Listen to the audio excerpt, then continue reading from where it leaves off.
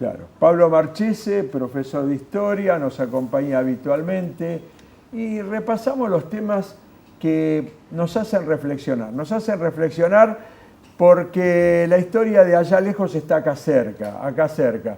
El valor, el despliegue que hicieron los argentinos para que nosotros hoy podamos estar acá y decirnos argentinos. ¿Qué tal, Pablo? Buenas noches, doctor, un gusto.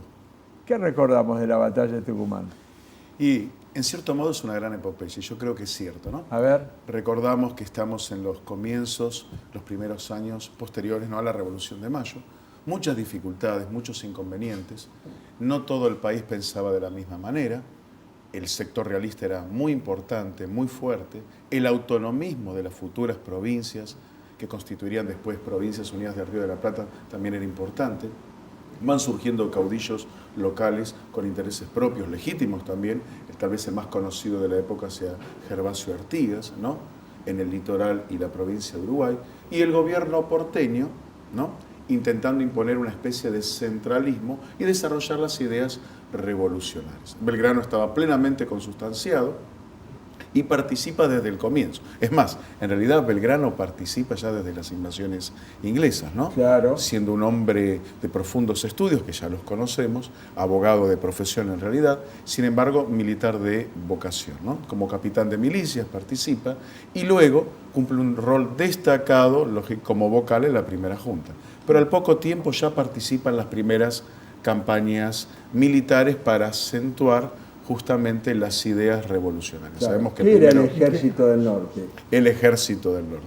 El Ejército del Norte, en realidad, en esa etapa, 1812, era una de las dos ramas militares que tenía el gobierno. En este caso estamos hablando ya no de la primera junta ni de la Junta Grande, sino del primer triunvirato, para lograr establecer las ideas políticas y la frontera, en este caso, como bien dice, norte de las Provincias Unidas del Río de la Plata, anterior virreinato. Recordamos que la provincia norte es el actual territorio de Bolivia, el Alto Perú, no la provincia de Jujuy. El otro ejército era el que combatía contra el último virrey, que en realidad no fue Baltasar Hidalgo de Cisneros, sino Javier de Lío, que había llegado poco tiempo después de su destitución y se hizo fuerte en Montevideo.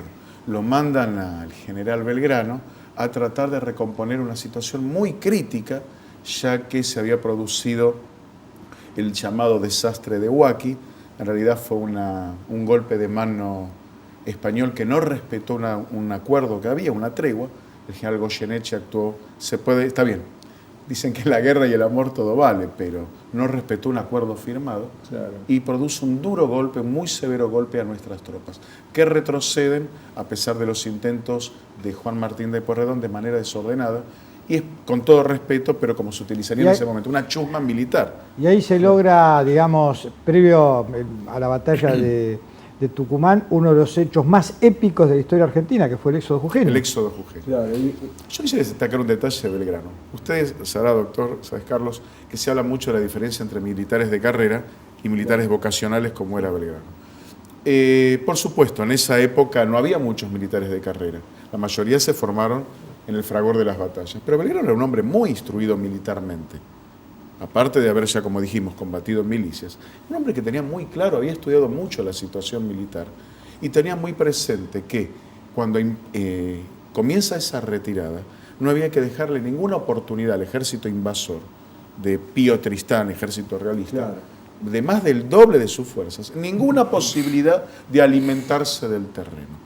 Belgrano es muy firme en esto e inclusive, sería inconveniente destacarlo, porque en definitiva es la verdad, que la población jujeña no participó tan abnegadamente como se ha dicho. Belgrano directamente obliga, casi a punta de pistola o de sable. Mano militar. Muy bien dicho.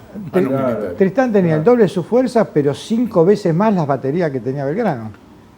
Con lo cual, lamentablemente el ejército del norte era una chusma militar. Piense usted esto, Carlos. Tenían 800 hombres. 200 estaban heridos, ni los trataban. Sí, sí. No había alimentos. En las armas, desastre. Belgrano, en pocos meses, a partir de febrero de 1812, cuando se hace cargo, lo duplica el ejército, lo lleva prácticamente al 2.500 hombres. Consigue armas, logra que de 2/3 tengan fusiles. O sea, cada tres hombres, solamente 2 tenían armas de fuego. La caballería no tenía, los matungos, como se decía entonces, no eran precisamente de mucha calidad, y la caballería estaba bastante desequipada, para decirlo de alguna forma. Claro. Hasta que Belgrano dice, bueno, tacuaras y sables. Los fusiles se los pasamos, las carabinas y las pistolas, a la infantería. Y con ese ejército armado sobre la marcha, toma una decisión trascendental.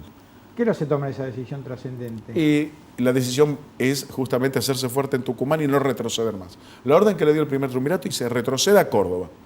Pero el pueblo tucumano no quería quedar en manos de un gobierno realista nuevamente y le pide por favor que ahí se frene la retirada. Esto o sea, retroceden de Jujuy a Tucumán. Salta a Tucumán. Salta a Tucumán y ahí se hacen fuertes. Hay que tener en cuenta, insisto, que desobedece una orden directa de su gobierno. Que vaya hasta Córdoba. Que vaya hasta Córdoba. Claro. Esto es lo que habla de una grandeza, la grandeza moral y personal de Belgrano. O sea, sabía lo que se estaba exponiendo. Y cuando digo exponiendo, estamos hablando hasta de fusilamiento. Una orden directa. Sí. Y sabemos que se tomaban medidas muy duras en cuanto a aquellos que no participaban de las ideas o del compromiso revolucionario. Pero Belgrano decide jugársela. Pero no fue tan loco, porque, digamos, el pueblo de Tucumán no iba a acompañar al ejército y seguía bajando. No. Y ahí le iba a dar todo lo que tenía a su alcance. Es por eso que se logra remontar el ejército del norte, y Belgrano destaca luego en la posterior correspondencia que mantiene para justificar su postura. Su decisión. Pero claro, con victorias es más fácil, claro, lógicamente, negociar. Todos sabemos que luego de las batallas de Tucumán y Salta es premiado con una fortísima suma de 40.000 pesos. Claro. 40.000 pesos fuertes. De la época. Pensemos que San Martín, cuando llegó al poco tiempo, su sueldo de teniente coronel era 150 pesos. Martín, es el único caso en nuestra historia que después de un triunfo, como fue la batalla de Tucumán, le costara el gobierno al primer triunvirato. Claro, lo que pasa es que hay varias posturas. Tengamos en cuenta que ya se sostenía entre alfileres. Había muchas internas en la ciudad capital, Buenos Aires, ¿no? Esto hace que, lógicamente, a pesar de ese triunfo, y pensemos que lo hacen contra su voluntad, su situación tambalee más, porque en definitiva, si no lo obedecen uno de sus 2 jefes, sus comandantes en jefe, ¿qué clase de autoridad tiene? Claro. El triunfo se consiguió contra la voluntad del primer triunvirato, no junto al primer triunvirato. Por lo tanto, aunque el premio llegue, bienvenido sea, que ya sabemos que Belgrano no lo utilizó para beneficio personal, sino para 4 escuelas que debemos aclarar, recién se construyeron en este siglo. En este siglo se hicieron. Dejémoslo ahí.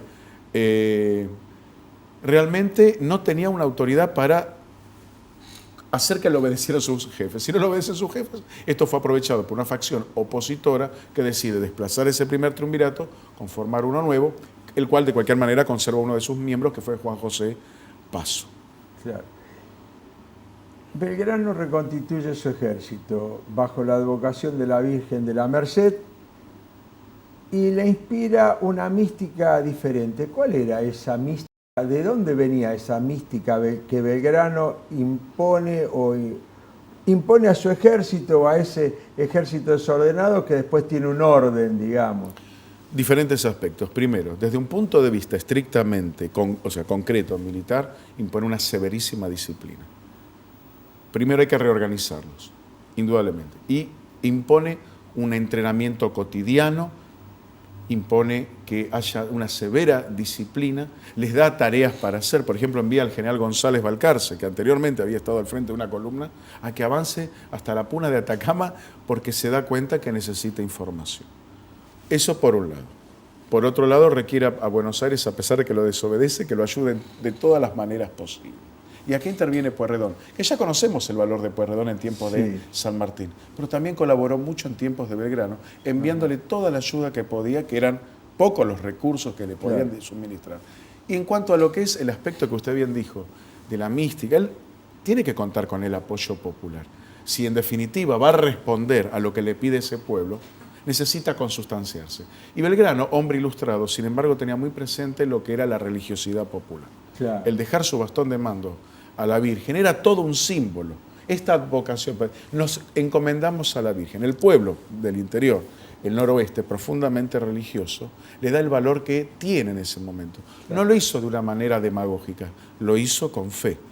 Indudablemente un hombre cuando se va a jugar la vida, no cabe duda, doctor, ¿no, Carlos? Que la fe creo que crece, se enriquece. Claro. Y el resultado es del resultado militar, ¿cómo se traduce después en la vida de Belgrano? En realidad la batalla de Tucumán...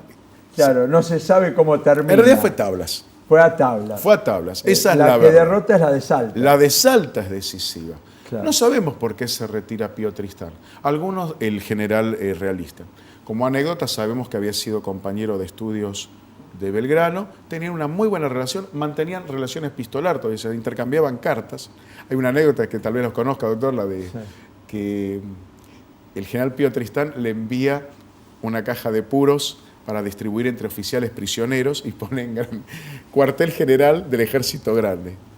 Belgrano dice, no, se la restituye, no, destine estos puros para los oficiales patriotas prisioneros, que yo me voy a encargar de los oficiales realistas. Cuartel general del Ejército Chico.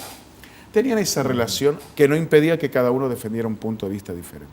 Pero Tristán creo que no tenía esa chispa de genio que sí tenía Belgrano. Porque abandonó muy sigilosamente, astutamente a la noche el campo de batalla y se retira. Pero la batalla no la había perdido. ¿Por qué no reorganizó sus fuerzas? Y lo intentó nuevamente, teniendo en cuenta que tenía el doble de hombres y muchas más armas y mejor preparados, va a ser siempre un misterio. Su retirada a Salta no le sirve de nada en realidad, porque Belgrano, envalentonado, recluta más gente, mucha más gente se ofrece voluntario, y ya a la par, varios meses después, en febrero de 1813, sí, cuando asalta la ciudad, lo vence totalmente. Esa es una batalla, si se quiere, más decisiva que Tucumán. Reprocha de todos modos a la historia o a algunos historiadores que no termina con Tristán en esa... y que lo deja rearmarse y después, bueno. Belgrano, a ver, claro. Belgrano tenía otra postura. Dentro de sus cavilaciones político-militares, él creía todavía en un combate caballeroso. Sabemos que le solicita a Tristán y a sus oficiales, bajo juramento ante la Virgen y ante un obispo, de que no volvieran a tomar las armas contra la revolución.